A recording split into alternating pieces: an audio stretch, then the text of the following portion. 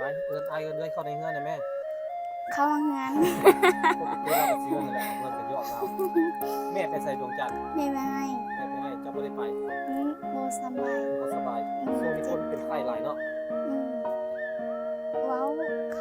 ข้ากับมาเขาฮักกันหรอก แต่ว่าเข้ามากันเดี๋ยวเว้าบ่ได้ซื่อ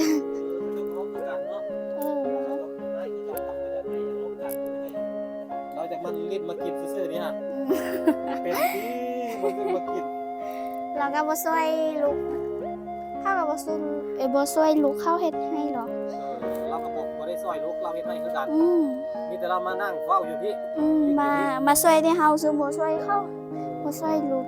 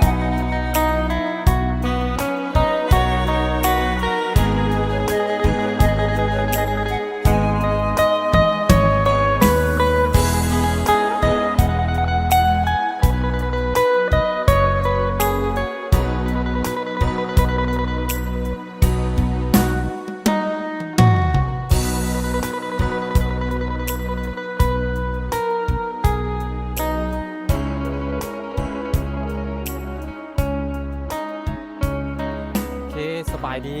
ดีพ่อแม่พี่น้องหมดทุกคนเลยเนาะตอนนี้เพิ่นสิไปหาน้องดวงจันทร์เจ้าย่างมากับหมู่หั่นบ่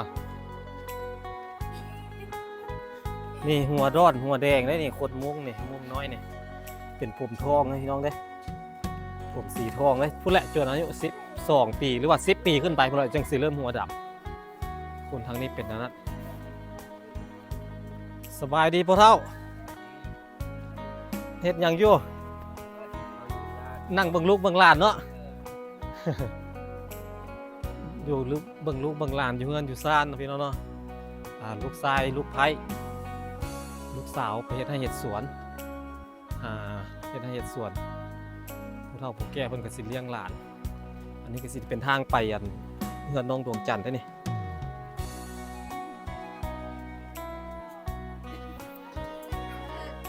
กะหลายๆคนคิดฮอดนะพี่น้องเนาะคิดฮอดอันบ้านเมืองเฮือนซานบรรยากาศวิวทิวทัศน์แบบนี้นะแบบเป็นหมู่บ้านดั้งเดิมแบบนี้นะบ่เพิ่นไปอยู่อันในเมืองในนาหลายกะดนๆมีเทื่อนึงเนาะพี่น้องเพิ่นก็ได้บ่ว่ากันเนาะบ่เพิ่นมาแล้วเด้อบ่มื้อนี้จากนี้ไปเพิ่นก็สิอยู่แบบนี้แหละใจจริงใจบ่เพิ่นก็แม่นมักแบบนี้แหละมักอยู่อันดอยอยู่ให้อยู่สวนอยู่ป่าอยู่ดงแบบนี้แหละอยู่หมู่บ้านแบบนี้พี่น้องเอ้ยในเมืองบ่ตอบตรงเลยเพิ่นบ่ได้มักเด้พาน้องๆไปเล่นไปเที่ยวหั่นบ่เพิ่นหั่นพาไปได้อยู่แต่ว่าบ่เพิ่นน่ะบ่ค่อยตื่นเต้นเพราะปานใดเพราะว่าบ่เพิ่นเคยพบเคยเจอเคยเห็นมาหมดละบ่เพิ่นก็เลยบ่รู้สึกตื่นเต้นคนที่ตื่นเต้นก็คือน้องฟาร์มน้องมั่นแล้วก็แม่น้องมั่นนั่นเองเนาะเพราะว่าเขาเจ้าอยู่แต่ให้แต่สวนอยู่แต่ดอยเด้บ่เคยเห็นความเจริญบ่เคยเห็นความสีวิไลบ้านเมืองเฮือนซ่านเนาะพี่น้องเนาะแต่บ่เพิ่นนี่บ่ปานนี่บ่เพิ่นมักแบบนี้มีหลายกว่ามีคนอยู่บ่เนาะน้องดวงจันทร์นี่อยู่เฮือนอยู่บ่ได้ดอกหยังอันนี้จักดอกหยังงามอยู่เด้บ่ฮู้ว่าเป็นผักบ่หรือว่าเป็นหยัง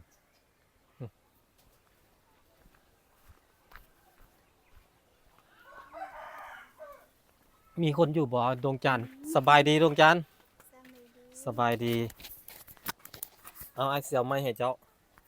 เอาไม้ใส่ก่อนจังสิได้ยินเสียงเจ้าไปเอิ้นอ้ายเอิ้นเอ้ยเข้าในเฮือนได้แม่ เข้ามาเฮือน ปกติเราก็ซื้อนั่นแหละเอาเพื่อนกันยอกเราแม่ไปใส่ดวงจันทร์ แม่ไปให้ แม่ไปให้เจ้าบ่ได้ไป บ่สำบาย บ่สบาย เจ็บ ช่วงนี้คนเป็นไข้หลายเนาะ อืม เป็นอะไรบ่ได้เจอกันโดน บ่ฮู้ บ่ได้ไป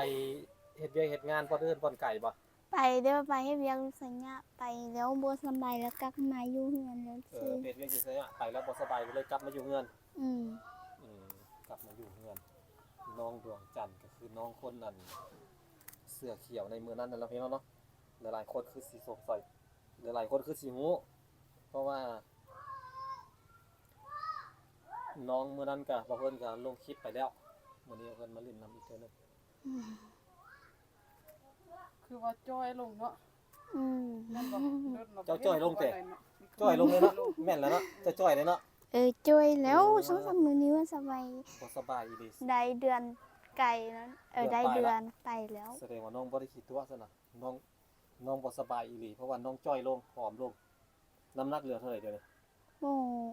บ่ได้ติดเบิ่งเลยเตะ อืม ปกติน้ำหนักเท่าไหร่เคยติ ว่า ดอยู่ ที่ บ่ ประมาณ40ไป ประมาณ40ปลายโล อืม เพราะว่าน้องตัวน้อยตัวต่ำตัวสั้นแต่ว่าตุ้ยๆแต่ว่ามาเจอรอบนี้นี่บ่ตุ้ยปานใดไปได้ให้แล้วเมื่อเราบ่ให้เข้าหั่น บ่ ยังบ่แล้ว อืม อันยังหยังแน่ยังเกี่ยวเข้า ยังแก้วเขา ให้อยู่ใส่อยู่ฟากน้ำพุ่นล่ะบ่ อยู่ฟันนั้น แม่เกี่ยวบ่ตอนนี้ฮะ แก้ว แม่กับไผเกี่ยว แม่พา เข้าไปแก้ว ผู้บ่าวแม่ แม่แล้วแฟนแม่เจ้าเขาเด้เล่ากลับมาหาอยู่บ่ เรา เท่าน่ะ เรามาแล้วเรากลับแล้ว กลับบ้านแล้ว อืม เราก็ยังเที่ยวไปเที่ยวมาอยู่บ่ อืม เที่ยวมาหาแม่เจ้าอยู่เนาะ เรากลับบ้านซื่อๆแต่ว่าอย่างนี้นำกันคือเก่า เออ คือว่าเลิกกัน บ่ได้เล บ่ ย ได้เลิกคนวงกับเจ้าเป็นนั่นนะดวงจันทร์เนาะคนวงแบบสมมุติคือแม่เจ้าเรามีผัวเราเคยมีผัวแล้วอันผัวเราป้าผัวบ่หรือว่าผัวเราเสียก็คือแม่พ่อเจ้าหั่นเนาะ บัดนี้เราเกิดพอเป็นอันแม่ห้างแล้วล่ะผู้บ่าวบ้านเอิ้นมาเล่นนํก็เล่นได้นํปกติเนาะ เออก็ได้ บ่เป็นหยังเนาะแล้วอันพ่อแม่ของแม่เจ้าน่ะเขาเจ้าบ่ได้เว้าหยังเตะ เว้าเขาก็มาฮักกันหรอกแต่ว่า เออ เขามากันแล้วเว้าบ่ได้ซื่อ เขาเจ้าก็เว้าคือกันเนาะ บ่ เขา ฮั เจ้าก ก็ให้คือกันว่าบ่อยากให้ร่วมกันบ่อยากให้ฮักกัน นั่งนี่ไอ้ แต่ว่าเขาเจ้าเพิ่นบ่ฟังซื่อๆเนาะ เว้าแล้วเขาบ่ฟัง อืม คือว่ามากันแล้วเว้าเนี่ย เจ้าจะให้เฮ็ดได้สักกันถ้าแม่นมาฮักกันแท้ๆก็เจ้าจะให้มาอันแต่งกันบ่หรือได แต่งกันแล้วซื้อดี เฮ็ดของแม่นบ่ อืม แต่เขาเจ้าเพิ่นบ่เฮ็ดแม่นบ่ดวงจันทร์ อืม อันฝ่ายซ้ายหันเรายังบ่ยอมเฮ็ดบ่หรือว่าเราตั้งบ่เฮ็ดหรือว่าใดๆเรายั เรา งบ่ ตัง พร้อม บ่เฮ็ด เราตั้งบ่เฮ็ดเราจากมันลิ้นมากินซื่อๆนี่ฮะ อืม บ่เป็นติมันลิ้นมากิน เราก็บ่ช่วยลูกเขาก็บ่ช่วยลูกเขาเฮ็ดให้หรอก เราก็บ่ได้ซอยลูกเราเฮ็ดให้คือกัน อืม มีแต่เรามานั่งเฝ้าอยู่พี่ มาช่วยได้เฮาซึ่งบ่ช่วยเขา เออ บ่ซอยหลุด บัดนี้เราทางอันพ่ออันเฒ่าแม่เฒ่าเจ้าหั่นล่ะก็เจ้าจะให้อันมาอันเฮ็ดฮีตแม่นบ่ เอากันอยู่นำกันซะแบบนี้เนาะ เขาว่าถ้าเรามักแม่ค่อยนี้ เราเอาก็ได้แต่ว่าบ่ให้เรากินยาแล้ว เราสูบยา เออ มักได้ครบได้บ่ห่วงบ่ห้ามดอกแต่ขออย่างเดียวคืออันเซาสูบยาซะเนาะ อืม บุกใจนำเด้คันเว้าเรื่องกันสูบยานี่อายน่ะเนาะอายก็ยังบ่เคยเฮ็ดบ่เคยคิดอยากลองเลยอายน่ะเจ้าเด้เคยคิดอยากลองนํเขาอยู่บ่ อืม พวกยาสูบไฟฟ้าเจ้าก็สูบบ่ บ่สูบ บ่สูบ อืม ดีแล้วบ่ต้องสูบบ่ต้องเฮ็ดเด้อ มันบ่ดียาสูบไฟฟ้ามันเฮ็ดให้ปอดเสียคันเจ้าอยากอยู่นำอายนำน้องหลายๆจะเห็นท่านเห็นนี่ดนๆน่ะเจ้าต้องรักษาสุขภาพถ้าเจ้าเฮ็ดกับเจ้าหั่นแหละสุขภาพของเจ้าเองนั่นแหละมันเป็นโรคปอดโรคมะเร็งแล้วก็อายุห่างกัน20-30 ปีแล้วตายก่อนบ่เป็นได้รักษาสุขภาพของตัวเองกว่าสิเกิดมาบ่แม่นง่ายๆกว่าสิเกิดมาเป็นคน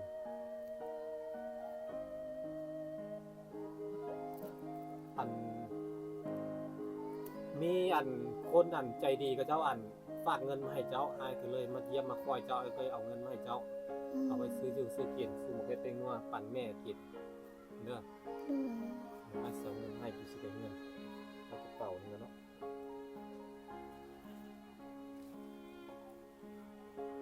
ก็เจ้าเป็นคนลาวเด้เราเป็นคนที่โอนเงินให้เจ้าเป็นคนลาวเราอยู่วันอยู่ไทยพุ่นโอนให้อาย500,000เราโอนมาเป็นเงินกีบนะแต่ว่าบ่ฮู้เรามีบัญชีไทยบัญชีเงินกีบเสยเนาะอยู่ไทยก็ได้เราอยู่แถวจังหวัดชลบุรีนี่แหละมื้อนั้นไอ้ก็ไปไปเล่นทะเลไปอยู่ไปเล่นอยู่แถวเขาเล่นไปเล่นเลยเขาไปเล่นทำไมอย่างบางแสนไอ้ไปเล่นอยู่บางแสนแล้วว่าเราสิมาเล่นน้ำไอ้มาถ่ายรูปน้ำไอ้แต่ว่าไอ้มาก่อนคนที่ให้เงินเนี่ยไอ้บ่ฮู้ว่าซื้อหยังไอ้ก็บ่ได้ถามเราไอ้ก็บ่ได้ถามต้องขอโทษขออภัยหลายๆเด้อที่ว่าเพิ่นอยู่นี่บ่มีสัญญาณเนาะอยู่นี่บ่มีสัญญาณบ่มีเน็ตคือสิเข้าไปเบิ่งก็ได้ขอความบ่ขอบใจหลายสำหรับเงินเนาะพี่น้อง500,000กีบที่ฝากมาให้น้องเอ็นดูน้องสงสารน้องเนาะใส่ให้มันเกิดประโยชน์เด้อก็เจ้าเอาให้นี่บ่ได้หมายความว่าเขาเจ้าสิให้เฮาตลอดตอนช่วงที่เฮามีช่วงที่เขาเจ้าเอาให้เฮาก็ใส่เงินให้มันเกิดประโยชน์คำว่าเกิดประโยชน์ก็คือหยังก็คือบ่เอาไปซื้อเหล้าซื้อเบียร์บ่เอาไปซื้อแนวที่มันฟุ่มเฟือยแบบนี้นะซื้อของที่มันจำเป็นซื้อเหล้าซื้อเบียร์แบบนี้ถ้าเขาซื้อได้เขาก็กิน เขาบ่เคยไปซื้อจะบ้าหรอก กินแต่ของซื้อแต่ว่าบ่ซื้อของกินเนาะ ถ้าเขาซื้อเขามีคนซื้อให้กินแล้วกินอยู่แต่ถ้าให้ไปซื้อเองแล้วมากินเองนี่บ่เฮ็ดเนาะบ่กินเนาะดีแล้วบ่ต้องเฮียนบ่ต้องกินแบบนั้นเอาไว้ซื้อประเภทแตงนัวเกลือซื้อน้ำปูน้ำปลามากินอยู่เฮือนเฮาดีกว่าซื้อข้าวซื้อน้ำกินดีกว่าเอาเงิน500,000เด้อ ขอบใจเด้อ ขอบใจงาม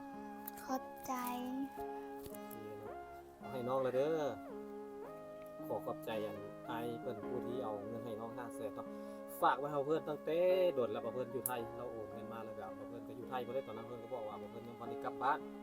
เอาไว้บ่เพิ่นกลับบ้านแล้วเพิ่นสิมาหาน้องเราเอามาให้วันนี้บ่เพิ่นก็เลยมาฮอดแล้วบัดนี้เอาเลยเอามาให้น้องละ แล้วก็มาอัปเดตเลยว่าน้องดวงจันทร์เป็นอะไรมาได้เฮ็ดหยังอยู่เนาะพี่น้องเนาะน้องก็เฮ็ดเวียกอยู่ใส่หญ้าแหละอยู่ได้จักมื้อ อยู่ได้ประมาณ7 มื้อ อยู่ได้7มื้อเฮ็ดเวียกหยัง ไปเฮ็ดยาสูบ เฮ็ดยาสูบมันบ่คิวปะ บ่ บ่เหม็นปะ แม่น เหม็นยาสูบเนาะเพชรเวียกโรงงานยาสูบแล้วเจ้าเราบ่สบาย ไปเด้านนั้นแล้วบ่แม่นเฮ็ดโรงงานไปตักเด็ดซื้อ โอ้ไปเฮ็ดตักเด้ เอาใบยาสูบ ไปเก็บใบยาสูบให้แม่นบ่ใบยาสูบที่เขาปลูกแล้วเจ้าเราไปเก็บเด็ดไปเฮ็ดเวียกตากแดดบ่แม่นโรงงานใบยาสูบไปเก็บใบยาสูบเด็ดเอาออกจากต้นมันมาตากแดดแล้วอยู่ได้7มื้อแล้วบ่สบายก็เลยมากลับมาบ้านได้เงินอยู่บ่ ได้ เขาให้เท่าไหร่ เขาให้ประมาณ เก่าเส้นประมาณล้านหนึงหันติ ประมาณล้านหนึ่งเนาะ ไป ล้านหนึ่งล้านปลายประมาณนี้ได้7 มื้อเขาให้เป็นรายวันเนาะ อืม เอาบ่เพิ่นนั่นขอความบ่กับใจอายเพิ่นที่เอาเงินให้ขอให้โชคให้มานเด้อสุขสมหวังถ้ายังโสดอยู่ก็มีคนฮักก็ขอให้สมหวังกับความฮัก ไปทางใดมาทางใดก็คนฮักคนแพงเนาะคำนำสู้ขอให้อยู่ดีมีแฮงอยู่คนเดียวนี่เฮ็ดอะไรกินคนเดียวบ่ย้านบ่เจ้าบ่ย้านบ่เจ้าอยู่คนเดียว มันดูแม่ก็มาแล้ว บ่เจ้าน้อยแม่มา เออ อืมโดยเว้าโดยเด้อ ด้วย เว้าโดยบ่ต้องเว้าเด้อเว้าโดยเอามันจังเป็นตาแพงกว่าตาฮักกว่าเพราะว่าสมัยนี้มันนั่นบ้านเมืองเฮามันเจริญแล้วบ้านเมืองเฮาก็ไป สังคมก็เริ่มกว้างแล้วหั่นนะ อืม เริ่มคนก็เข้าหาหลายเข้าถึงหลายอินเทอร์เน็ตก็เข้าถึงหลายเขาต้องเว้าโดยเอาแต่ว่าคำว่าคำว่าอันนี้ก็เป็นภาษามงเนาะ อืม เวลาเว้าน้ำแม่ก็แต่ว่าเวลาเว้าน้ำอ้ายน้ำเอ้ยเว้าน้ำคนลาวล่ะเว้าน้ำอ้ายแล้วเว้าโดยเอา ด้วย มันจังเป็นตาเพลงเฮ็ดหยังกินมื้อนี่ปั่นแม่กินเฮ็ดหยังท่าแม่ยัง โม บ่ โห ได้ เทื่อบ่ได้เฮ็ด ยังบ่ได้เฮ็ดบ่ได้นึ่งข้าวบ่ บ่ได้ บ่ทันได้ต้มข้าวเนาะ อืม แม่สิเอาผักมาอยู่บ่เราไปให้ เอา มาเนาะอยู่ให้ปลูกผักอยู่แต่ ปุ๊ด ปลูกผักเนี่ย ผักกัก ผัก กับ กาด ผักฮ้อนแดผักบ่ฮู้ว่า มีผักหอมป้อมหั่นเนาะ เออ ผักหอมบัวก็มีป่ะ นี้ แล้วก็มีผักกาดอันดอกหั่น มักเผ็ดดิ มะเพ็กก็มี ผักเพชรก็ มั มี กทั่วก็มี อืม ผักเพชรผักทั่วเนาะ ส่วนไล่ช่วงนี้จะมีมักทั่วไล่มักทั่วเข้าปลูกตั้งแต่ทางให้ได้แล้วปลูกแล้วเดือน11 12มาขึ้นนะ มักทั่วรุ่นแบบหน้าบ้านตอนนั้นจะเอาพวก แม่ละ มาปลูก เขาเฝ้าไปทางมันทิ่มพุ่นเนาะ เจ้าหั่นแหละเฝ้า ไอ้ปลูกเลยว่า2-3 เดือนยังบ่ได้กินอยู่บักทั่วเอาบักทั่วไปซักบักเขือบักงามๆผัดบ่มาที่จริงแล้วบักทั่วมัน มั เป็น กทั่วเดือน12มัก มัน ทั่วนั้น มันเป็นแนวของมันเนาะ เออ แนวมันอยู่แล้ ส่ ว วนไล่เดือน11 12เราได้กินมักทั่วนั้นน่ะ บักงามๆได้บักทั่วไปปลูกอะเนาะ งามแต่เครือบ่มีมากเอาพักเอามีมาแต่ให้แต่สวนแล้วก็มากินเนาะ อืม เอามาต้มมาแกงกินเขาเจ้าสิต้มสิแกงขึ้นมาผมสิกินแบบนั้นง่ายๆคือก็หาปูหาปลากินเด้กินพักกินนั่นหลายมันขาดสารอาหารบ่มีเหือมีแห้งคือว่าแล้วเน้องพี่น้องเนาะสิไปหามาที่ไสเงินสิซื้ออันแตงโมกันยังหายากละ ปูปลาหน้าเหนี่ยวเป็นพวกเป็ดพวกไก่ถ้าบ่แม่นได้เฮ็ดฮีทเฮ็ดพีนี่บ่ได้กินดอกเนาะ อืม ต้องท่าให้เป็นยามเนาะ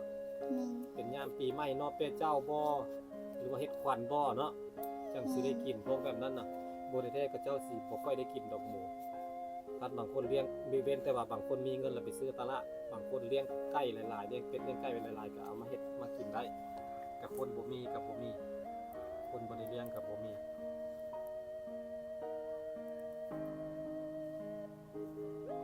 จังหน่อยก็ได้นึ่งข้าวท่าแม่เนาะ อืมก็สิกำลังซื้อ หมดฝนแล้วบัดนี้หมดช่วงฝนแล้วคือสิดีขึ้นแล้วบัดนี้ บ่ได้ตากแม่นั่นน่ะ ไม่ใครเฮ็ดให้หันหลังคาเฮือนเจ้าอ่ะ แฟนแม่ โอ้แฟนแม่ผู้บ่าวของแม่มาเฮ็ดให้เนาะก็ได้ประโยชน์อยู่เราก็ได้ อยู่เฮือนเข้านี่เข้าบ่ได้หรอกที่ว่าได้อยู่เฮือนเฮาซื้อ แม่เจ้ายั่วเด้ อืม แม่เจ้ายั่วอย่างนี้โอ้อันไข่คนมีไข่กินทอดไม่ทอดกินเลยไข่2หน่วย บ่ได้ใส่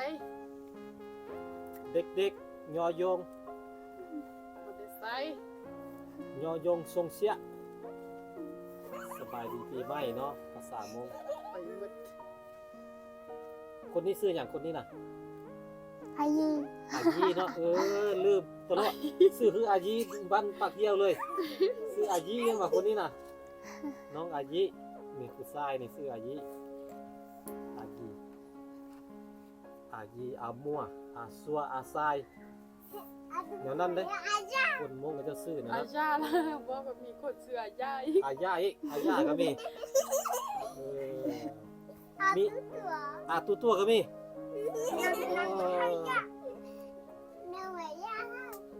ยาฮื้อก็มี สื่อภาษามุกเอาแนวนั้นนะพี่น้องเนาะอันนี้มาเพิ่นเอามาต้อนรับว่าน้องดวงจันทร์เด้อขอบคุณแล้วก็ขอบมุกขอบใจที่เอ็นดูน้องที่สงสารหักแพงน้องเนาะเอาไว้มื้อหน้าเพิ่นสิมาหาใหม่สิมาเล่นกับน้องใหม่